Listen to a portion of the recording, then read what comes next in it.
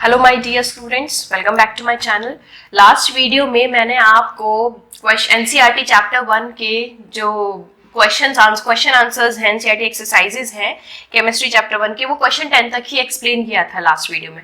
तो जो rest of the question है क्वेश्चन 11 से 20 तक, वो मैं इस वीडियो में आपको डिटेल में एक्सप्लेन करने वाली हूँ। तो जिसने पहली वीडियो नहीं देखी है क्वेश्चन 10 तक की, वो डिस्क्रिप्शन बॉक्स में लिंक दे रखा है, जाकर वहां देख लीजिए ताकि आपको समझ में आ जाए जो प्रीवियस क्वेश्चंस मैंने पढ़ाए थे आपको। तो आज की हम वीडियो शुरू करते हैं। चैप्टर 1 केमिस्ट्री का है ये, क्लास 10th का, और उसके रेस्ट ऑफ द क्वेश्चन है क्वेश्चन नंबर 11 से आज हम शुरू करने वाले हैं। इससे पहले, वीडियो शुरू करने से पहले, अच्छी लगे मेरी वीडियो तो प्लीज शेयर करें, लाइक करें और मेरे चैनल को जरूर से जरूर सब्सक्राइब कर दीजिए। आने वाली वीडियोस जल्दी से जल्दी आ रही हैं मेरी, तो वो इजीली आप तक पहुंच सके। तो चलिए, जो रेस्ट ऑफ द क्वेश्चन है क्वेश्चन नंबर 11 से, वो हम इस वीडियो में शुरू करते हैं। चलिए, तो अपनी नेक्स्ट ये वाली वीडियो शुरू करते हैं। इस मैंने 10th क्वेश्चन तक लास्ट वीडियो में बताया था आपको, नहीं देखा है तो वो देख लीजिएगा, कार्ड में लिंक दे रखा है, जाकर देख लीजिएगा नेक्स्ट के पहले 10 क्वेश्चंस। अब हम नेक्स्ट 10 क्वेश्चंस कंप्लीट करेंगे। 11 क्वेश्चन है, ये चैप्टर 1 का क्वेश्चन है, मतलब चैप्टर 1 के एनसीईआरटी क्वेश्चन है, क्लास 10 चैप्टर 1 केमिस्ट्री के। तो चलिए शुरू करते हैं। 11 क्वेश्चन है, why are decomposition reaction called opposite of combination reaction? Write equations of these reactions. Decomposition reaction को combination reaction की opposite reaction क्यों कहा जाता है? क्यों कहा जाता है? क्योंकि जो आपकी decomposition reaction है उसमें सिंगल सब्सटेंस जो है वो दो सब्सटेंस को तोड़ता है। जैसे ये है, मानो नॉर्मल रिएक्शन से समझते हैं हम, ये वाली रिएक्शन है, चलो H प्लस Cl, ये कॉम्बिनेशन रिएक्शन है। जैसे दोनों को कंबाइन किया, ठीक, और एक जोड़ दिया, तो ये क्या बन गई? कंबाइंड रिएक्शन बन गई। ऐसे ही डिकम्पोजिशन होती है, अगर हम इसे तोड़ देंगे तो वो ये बन जाएगी। यानी इसको इसमें और इसको इसमें हम बदल सकते हैं। इसलिए बोलते हैं कि डिकम्पोजिशन रिएक्शन को कॉम्बिनेशन का अपोजिट बोलते हैं, क्योंकि जो डिकम्पोजिशन रिएक्शन है ये सिंगल सब्सटेंस को दो या फिर दो से ज्यादा सब्सटेंस में डिकम्पोज कर देती है, जबकि कॉम्बिनेशन रिएक्शन में दो या दो से ज्यादा सब्सटेंस जुड़कर एक रिएक्शन या एक सब्सटेंस या एक प्रोडक्ट बनाते हैं। ठीक है, आप इसी को तोड़ सकते हैं और इसी को जोड़ सकते हैं। इसीलिए कहा जाता है कि डिकम्पोजिशन रिएक्शन जो है वो कॉम्बिनेशन रिएक्शन का अपोजिट होता है। रिएक्शन है डिकम्पोजिशन रिएक्शन की, आपकी बुक्स में दे रखी है ये। CaCO3 को हम हीट देंगे तो CaO प्लस CO2 में बदल देगा, वो तोड़ देगा। और कॉम्बिनेशन की है CaO को, ठीक है, हम H2O से जोड़ेंगे, H2O के साथ रिएक्ट करेंगे तो CaOH का होल ट्वाइस प्लस हीट बना देता है। ठीक, आप ये भी बना सकते हैं, इसको अपोजिट भी कर सकते हैं, तो ये कॉम्बिनेशन रिएक्शन बन जाएगी। मैंने दो अलग अलग रिएक्शन समझाई है। Now 12th question is,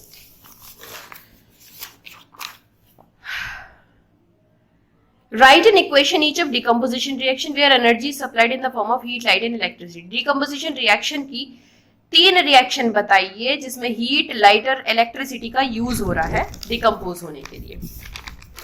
heat, सबसे पहला हीट को हम थर्मल रिएक्शन, जब भी कोई रिएक्शन हीट के प्रेजेंस में होती है तो उसको थर्मल रिएक्शन भी बोला जाता है। कैल्शियम कार्बोनेट यानी CaCO3 को अगर हम हीट देंगे तो वो कैल्शियम ऑक्साइड और CO2 में बदल देता है। ठीक है, नाउ लाइट के साथ अगर कोई रिएक्शन हो रही है तो उसको फोटोलिसिस रिएक्शन बोला जाता है, क्योंकि फोटोलिसिस का मतलब होता है लाइट, थर्मल का मतलब होता है हीट। तो लाइट में देखिए AgCl, सिल्वर क्लोराइड को अगर हम सनलाइट में रख देंगे तो वो बदल जाएगा सिल्वर और क्लोराइड में, अलग अलग तोड़ देगा वो। ठीक, नाउ इलेक्ट्रिसिटी, जो भी इलेक्ट्रिसिटी की प्रेजेंस में अगर कोई लाइट होती, वो रिएक्शन होती है तो वो इलेक्ट्रोलाइसिस कहलाया जाता है। यहाँ पर NaCl, जो सोडियम क्लोराइड है, अगर हम उसको इलेक्ट्रिसिटी प्रोवाइड करेंगे तो वो सोडियम और क्लोराइड में एक दूसरे को बदल देगा, यानी तोड़ देगा। ठीक है, नाउ 13 क्वेश्चन, डिफरेंस बताना है डिस्प्लेसमेंट रिएक्शन और डबल डिस्प्लेसमेंट रिएक्शन में, इनकी इक्वेशंस के साथ रिएक्शंस। ठीक है भाई, इस तरह से कॉलम बना लिया हमने, डिस्प्लेसमेंट रिएक्शन और double displacement reaction. Displacement reaction वो रिएक्शन होती है जिसमें एक एलिमेंट दूसरे कंपाउंड में से उस एलिमेंट को रिप्लेस कर देता है। When an element displaces another element from its compound, एक ही एलिमेंट दूसरे एलिमेंट को रिप्लेस करता है। या आप ऐसे भी लिख सकते हैं, जो वीक आयन होता है वो स्ट्रॉन्ग आयन, जो स्ट्रॉन्ग आयन होता है वो वीक आयन को रिप्लेस कर देता है। लेकिन डबल डिस्प्लेसमेंट रिएक्शन में ऐसा नहीं होता। डबल डिस्प्लेसमेंट रिएक्शन में क्या होता है कि दो डिफरेंट एटम्स और दो डिफरेंट ग्रुप्स ऑफ एटम्स, यानी आयंस के एटम्स जो होते हैं वो एक दूसरे को रिप्लेस करते हैं। यानी सोडियम में से बेरिलियम, दोनों ने इसे एक दूसरे को रिप्लेस करके प्रोडक्ट, नया प्रोडक्ट वो बना दिया है। ठीक है, इसका एग्जाम्पल है FeCuSO4 में Fe ने Cu को रिप्लेस कर दिया, Cu को बाहर फेंक दिया निकाल कर, उसकी जगह पर बैठ गया। लेकिन डबल डिस्प्लेसमेंट रिएक्शन में क्या होता है, ये लोग अपनी अपनी सीट एक्सचेंज कर लेते हैं, यानी ये इसको अपनी सीट पे भेज देगा और ये इसको अपनी सीट पे भेज देता है, तो BaSO4 और 2NaCl।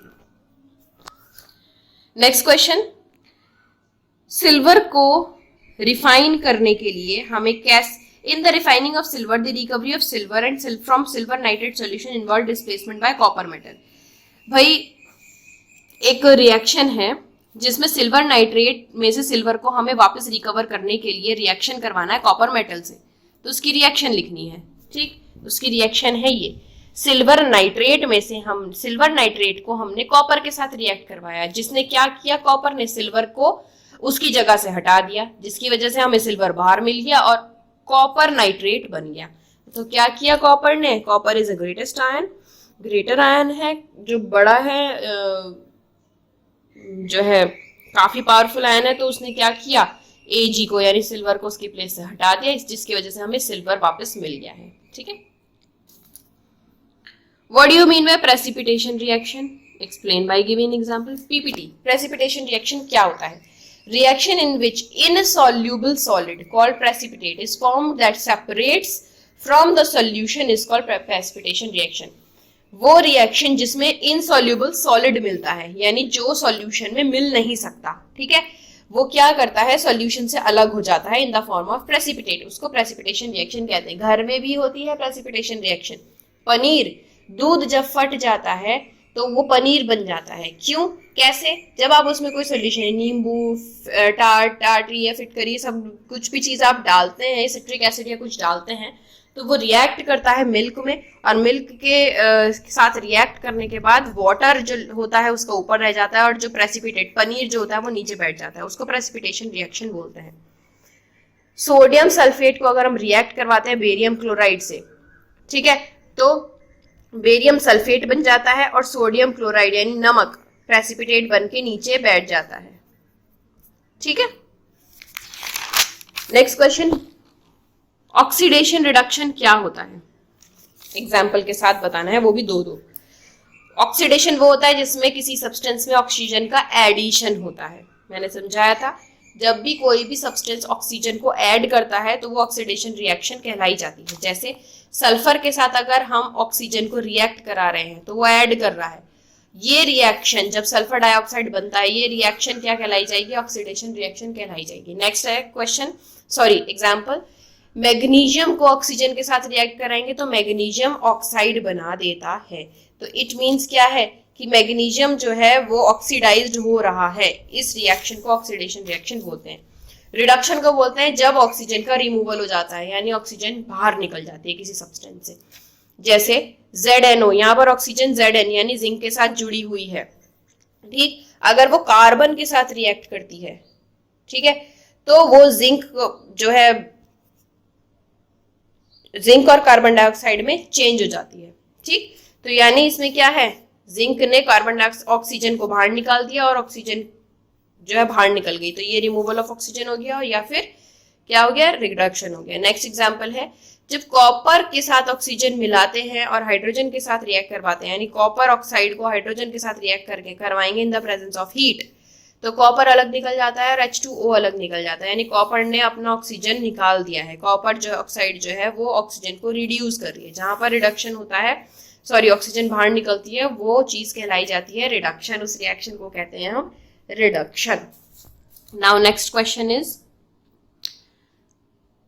a shiny brown colored element X on heating air in air become black in color. Name the element X and the black colored compound formed. एक शाइनी ब्राउन कलर एलिमेंट है जिसका नाम X है, अगर उसको हम air के साथ हीट कराते हैं तो वो एक ब्लैक कलर का सब्सटेंस दे देता है। तो पहले तो आप इस एलिमेंट का नाम बताइए और फिर जो ब्लैक कलर का सब्सटेंस बना, कंपाउंड बना, उसका नाम बताइए। तो जो X है वो तो है कॉपर, जो ब्राउन कलर का एलिमेंट होता है वो शाइनी ब्राउन कलर का एलिमेंट जो होता है वो कॉपर होता है, और जो ब्लैक कलर का कंपाउंड बना है वो कॉपर ऑक्साइड बना है क्योंकि उसमें ऑक्सीजन जुड़ गई है। ठीक, रिएक्शन देख लीजिए, अगर ये कॉपर जो ब्राउन कलर का है ये ऑक्सीजन के साथ मिलता है तो कॉपर ऑक्साइड बना देता है जो ब्लैक कलर का होता है। ठीक है, next question is, why do we apply paint on iron articles, हम पेंट क्यों लगाते हैं आयरन आर्टिकल्स पर, क्योंकि पेंट जो है वो आयरन आर्टिकल्स को एयर और पानी के कांटेक्ट में आने से बचाता है ताकि उसमें डैमेज ना हो या जंग ना लगे। Paint does not allow iron article to come in contact with air, water and saves iron articles from damage due to rusting. समझ में आई? Next question. Oil and fat containing food items are flushed with nitrogen. Why? जो भी आप oily या fat food खाते हैं, जैसे chips, Kurkure या जो भी पैकेज्ड वाले फूड खाते हैं, उनके पैकिंग के अंदर नाइट्रोजन गैस होती है। क्यों भरी जाती है उनमें नाइट्रोजन गैस? ताकि जो फूड आइटम है वो फ्रेश रहे और ऑक्सीडाइज्ड ना हो। जब भी आपने देखा होगा चिप्स का पैकेट आप लेकर आते हो तो वो कुरकुरे रहते हैं, चाहे वो कितने दिन के रखे हुए हो। आप क्या उससे दुकानदार से पूछ के लाते हो कि ये आप 2 दिन पहले लाए हो या 4 दिन पहले लाए हो? नहीं ना, आप ले आए। लेकिन जब आप उसको खोल देते हो और जब खाते हो तो उसमें से गैस निकल जाती है, ठीक है, तब तो वो बहुत ज्यादा क्रिस्पी होते हैं। लेकिन थोड़ी देर बाद आप उसको खुला छोड़ दो प्रेजेंस ऑफ एयर, ऑक्सीजन में, तो वो सील जाते हैं। क्यों? क्योंकि जो अंदर फूड आइटम्स में जो ऑक्सीजन प्रेजेंट होती है वो बाहर के ऑक्सीजन जो है उसे खींच लेती है, इसीलिए जो फूड आइटम होता है वो सील जाता है। तो नाइट्रोजन गैस इसीलिए भरी जाती है ताकि जो आपके पैकेट में फूड है वो फ्रेश रहे और ऑक्सीडाइज्ड ना हो। नाउ नेक्स्ट क्वेश्चन, कोरोजन और एसिडिटी बताइए विद 1 एग्जांपल ईच। कोरोजन होता है वो प्रोसेस जब the process in which metal are eaten up gradually by action of air moisture on chemical like acid on there acid, नहीं बस chemical of acid, ठीक। वो प्रोसेस जब कोई मेटल धीरे धीरे धीरे धीरे खत्म होना शुरू होता है, जब वो एयर या मॉइस्चर या किसी केमिकल के कांटेक्ट में आता है, उसको कोरोजन बोलते हैं। जैसे जंग लगना, ठीक है, आप आयरन को बाहर रख दीजिए, पानी में रख दीजिए, एयर में रख दीजिए, उसमें धीरे धीरे धीरे रस्टिंग होनी शुरू हो जाती है, कोरोजन मतलब जंग लगना शुरू हो जाता है, ठीक। तो उसको हम कोरोजन कहते हैं। इसकी रिएक्शन है ये Fe, यानी आयरन को हमने एक रिएक्शन दो रिएक्शन को एक में जोड़ दिया है, मैंने जोड़ के बनाई है। फेरस यानी आयरन को अगर हम ऑक्सीजन और पानी दोनों के साथ रिएक्ट कराते हैं तो वह हाइड्रेटेड आयरन बन जाता है, यानी हाइड्रेटेड रस्ट हो जाता है, रस्टिंग बन जाती है ये 2FeO3.H2O, ठीक। तो ये हो गए कोरोजन। नाउ होती है रेंसिडिटी, मतलब बासी होना, किसी भी चीज का बासी होना। रेंसिडिटी का मतलब होता है किसी भी चीज का बासी होना, ठीक है।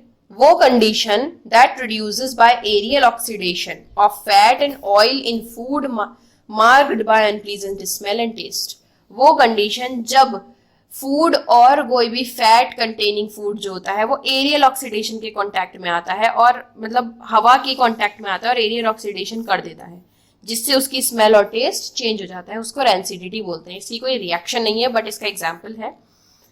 It spoil food material prepared in fat and oil which have been kept open for a long time in surroundings. For example, अगर हम किसी भी खाने को जो फैट और ऑयल से बना हुआ है, उस खाने को अगर हम हवा में छोड़ देते हैं, सराउंडिंग्स में ज्यादा लंबे समय तक के लिए छोड़ देते हैं, तो वो उसे खराब कर देता है, ठीक है, स्पॉइल कर देता है, या फिर उसका टेस्ट और स्मेल खराब कर देता है। तो यहाँ पर मेरा ये लास्ट क्वेश्चन भी कंप्लीट होता है, और जो है ये चैप्टर नंबर 1 भी पूरी तरह से फिनिश हो गया है। सारी एक्सरसाइजेस करवा दी हैं, एनसीईआरटी क्वेश्चंस भी मैंने फिनिश करवा दिए हैं।